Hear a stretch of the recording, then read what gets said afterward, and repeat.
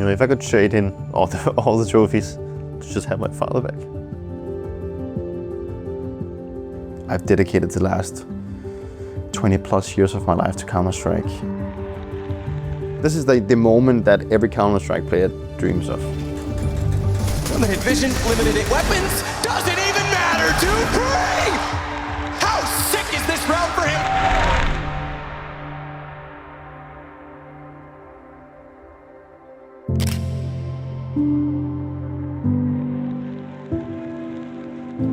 My first ever recorded HLTV picture. I was a big guy back then.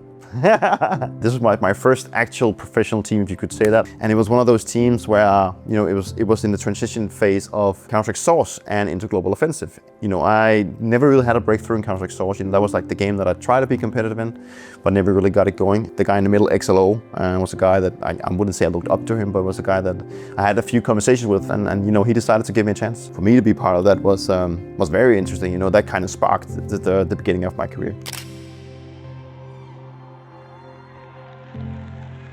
This was the national championship, like having like a European championship thing. And I remember that we had to pick players from back then, you know, from different teams in Denmark. You could only be 3 guys from the same team.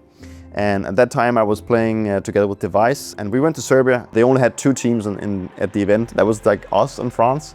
As you can see, we won 2,000 US dollar, and I think we played on like 75 hertz monitors and on a shit PCs, and you know, that event was in the basement of like a hotel. Like, it was very different back then. Well, it was my first international win, if you could say so.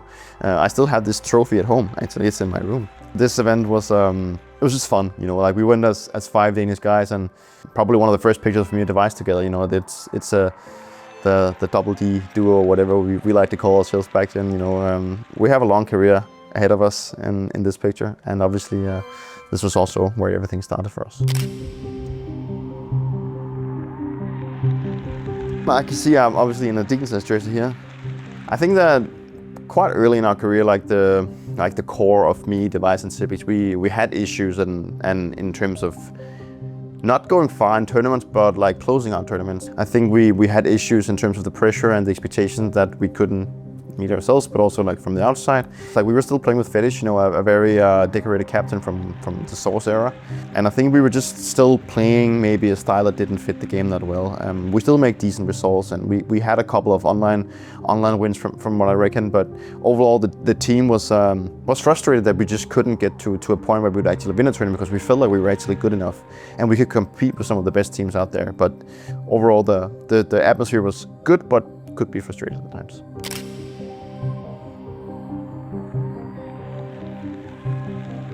We've moved on to TSM now, and as you can see, we are now playing with Kerrigan. So we decided to get rid of Fetish, and you know, Kerrigan, coming from 1.6, was a guy that the majority of the team had looked up to for a long time. He has a very long longevity in that one. I think bringing in Kerrigan to the team helped us move away from this very defaultish style that we had previously played with Fetish, and now we're more in a style that Kerrigan still kind of plays to this day, where he's using a lot of the information he gets from his players to create small ideas, small fakes, you know, and that worked out really well for us. You know, we had a stint in TSM where we started playing really well. We were constantly fighting with Fnatic about the trophies, and I think we had maybe 3 or 4 events back to back where we would actually defeat them, maybe not in the grand final, but throughout the event we would actually go on and win them. So that was also like a rivalry we had back then, you know, this legendary Fnatic core that we would constantly fight for trophies with.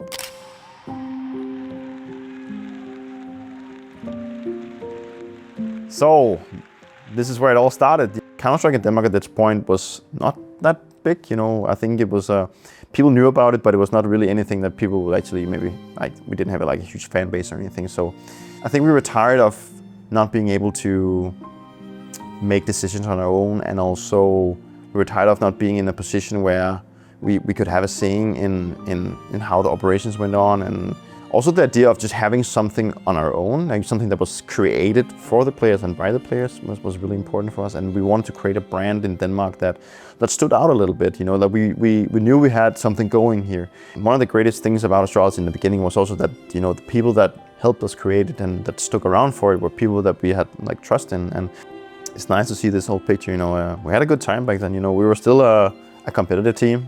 We didn't win that much, but we were still competitive. And just to see the picture of at least the 4 of us that that held on for so long in Astralis makes me smile. And also, I mean, it's nice to see a guy like Kerrigan, you know, he's still competing.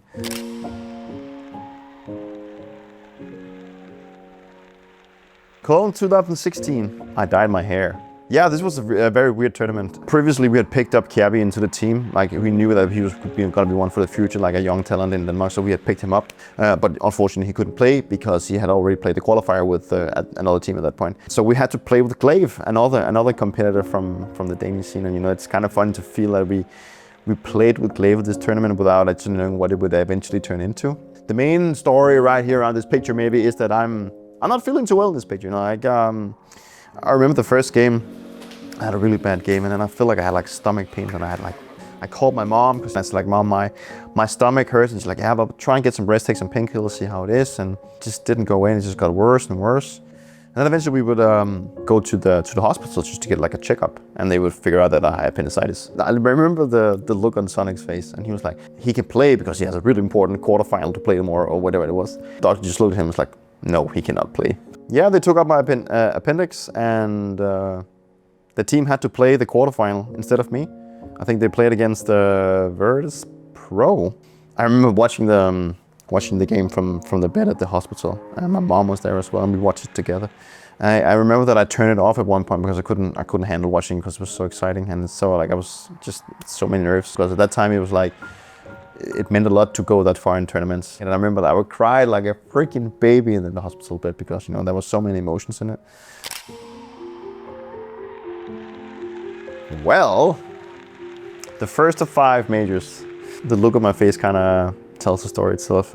What a relief it was, and it was relief in many, many different ways. The most important one for me, actually. I remember that we had just beaten Virtus Pro. You know, we were playing against so many legends from the 1.6, you know, people that we've been looking up to for so long, and we wanted to showcase that we were like the new generation of Counter-Strike players coming in.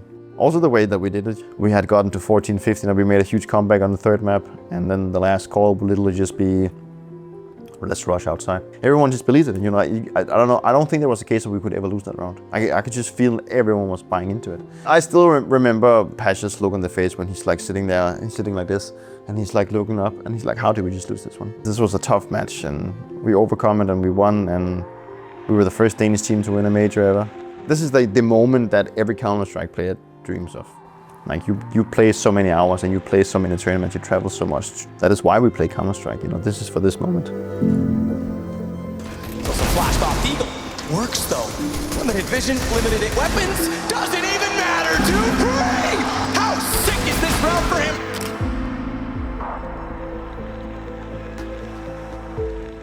A team that hopefully everyone will remember. This was the Astralis core, and this is the Astralis era team that made history, the greatest of all time. As you can see, Majesty is now in the picture, and you know, we had obviously lost Kjærby because he decided to go to North all of a sudden, which came as a huge surprise to the entire team. And we had to find a replacement, and the replacements were either going to be Config or going to be Magisk. And I remember that we had Glaive and Sonic doing small interviews with both players, and Magic was just like, I don't care how much fucking interviews I have to do, I just want to play on the best team in the world. And he's like, okay, sure, let's get him. This was like the beginning of the Astralis era, I'd say. I mean, this is where we figured out that, okay, we have something unique in this team.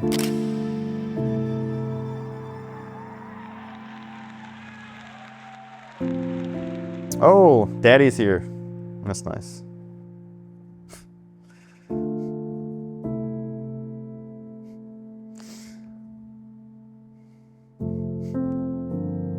The Pro League win in Odense.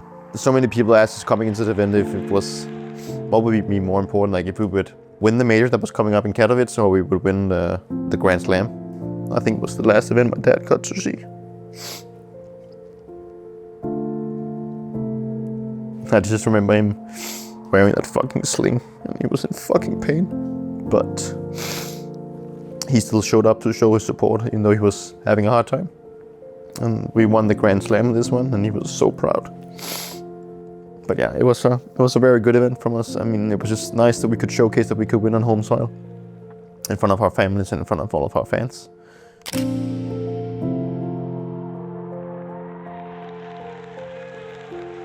So this is from the major in Katowice, and this is the first tournament I played right after my father passed away. We had a talk at home before I left for the major. What if my dad passes away, like at a major, at a tournament? Especially the major, he knew how much that meant to me, but also the team. 10 hours prior to me sitting in a plane, my father had just passed away. And I was gonna land in Poland the next day. And then I just have to go full in, all in to play a tournament. I met so many people at the tournament that was obviously my competitors, but people were more like friends. They comforted me, they said they were sorry and everything, you know, despite the things that's been going on. When we end up winning the whole thing, I got to do a very emotional interview with OJ on stage. Like he just like puts a hand on my shoulder because everyone obviously in the team knew what I was going through. Yeah, I dedicated this to my father, obviously. The surreal thing is like we lifted the trophy and we won and everything was fucking cool. And my 2 sisters had come in, celebrated, and then 48 hours later I went to the funeral of my father. So like it's literally going from like losing him to win a major and then go home and bury your father. Yeah, that was very up and down.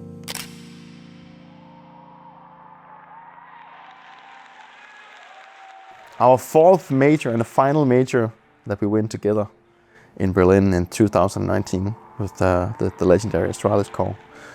We knew that we could tie or at least break the Fnatic record, but the fact that we would go out and do it, I don't think anyone ever believed that would be possible. But all of a sudden we found ourselves in a situation where we did. So obviously this one meant a lot to us. Like it meant a lot because it's also the last one we won together as a team. I think this is also a super important win for the team. And again, we had our families with us because it was in Berlin, it was close by. Like the whole back to back, like winning 3 majors in a row, it's like nothing, no one has ever achieved that. It's like actually winning 2 majors like is one thing because you win both in both seasons, but then you also continue doing it in the next one. I think it's gonna be a long time before we see that again.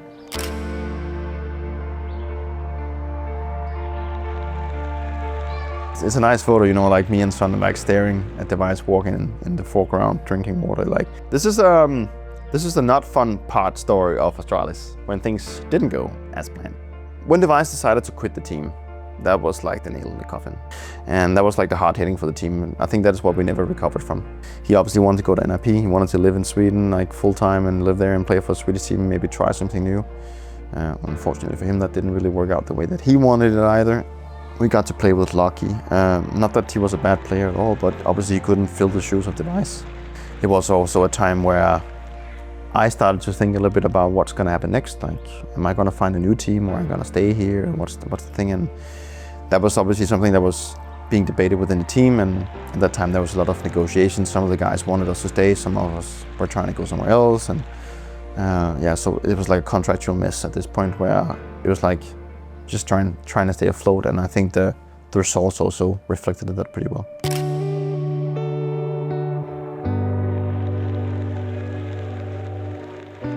My first attempt at going at an international roster, and I think we were drawn to Vitality for one reason, and that was probably Sabu. There's no doubt that Sabu was the main attractor for that team, and I think it was just like a couple of days into practice where he started pulling off the most batshit crazy thing, and we were just like, there's no guy, this guy's real. And then you were like, oh, I'm so happy that you're my teammate. It was fun times back then. Joining up with the likes of Vitality, you know, it's been competitors for a long time. This was a daring move in some regards, but also a move that we felt was necessary and a move that I needed as well in my career to kind of pursue something else and new challenges and try and get like the love back for the team that I had maybe lost a little bit in Astralis. Yeah, this is last trophy of my career. This is like the pinnacle of my life in terms of like, you know, I've dedicated the last 20 plus years of my life to Counter-Strike. I set a goal for myself when I joined Vitality. So I saw the opportunity of creating history for myself. And I remember that is what I wanted to achieve. And I remember when we won this trophy, I bumped into Lars on stage and he just went up to me and hugged me and he just said, you did it. And I was like, yes, I fucking did. And then on like the team perspective, you know, there have been rumors maybe the organization was not happy about the results that we had created and they maybe wanted to cut the 3 of us, me, Magisk and Apex, because it didn't work out. I wouldn't say we were given a timeline, but we knew that, okay, the major in Paris is going to be like the make it or break it event. I think we all knew that we could do it. I think we had finally figured out how we wanted to play and how we got the best out of everyone. So that was like really nice. I said 2 matches when we had won the trophy, we were standing with the trophy. It's like, yeah, we just bought ourselves a little bit more time in the contract. I'm kind of sad about that we didn't get like at least another season together. I mean, I know that Vitality wanted to try and approach like younger players because they wanted to build for the future, which now, okay, has paid off. But obviously, I think that would have been very fun to see how things would have changed.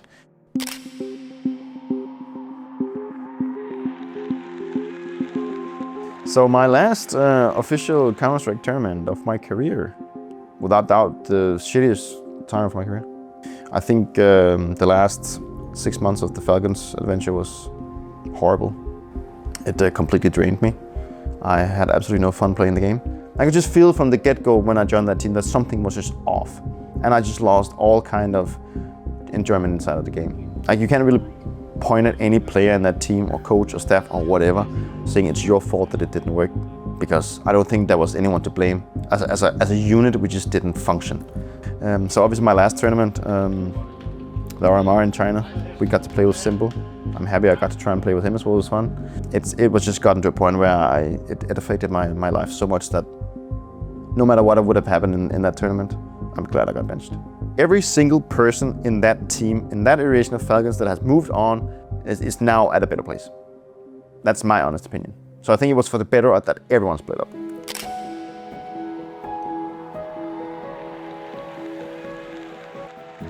I don't know if I want to say new me, but I've at least gotten a smile back on my face. For me to transition into becoming like an analyst, if I could call myself that right now, you know, I've been working, this is my 3rd gig now at the major. I've done a lot of travel in my life, and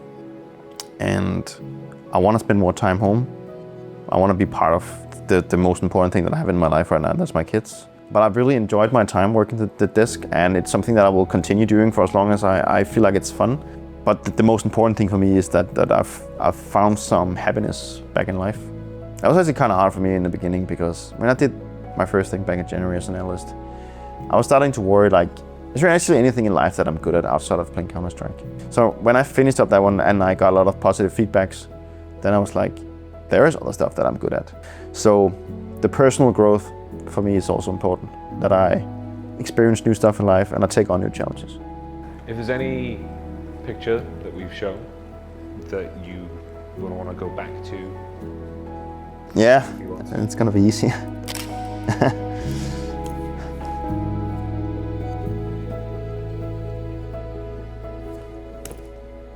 Says itself, right? Obviously it just stands out, you know. Fuck everything I've achieved.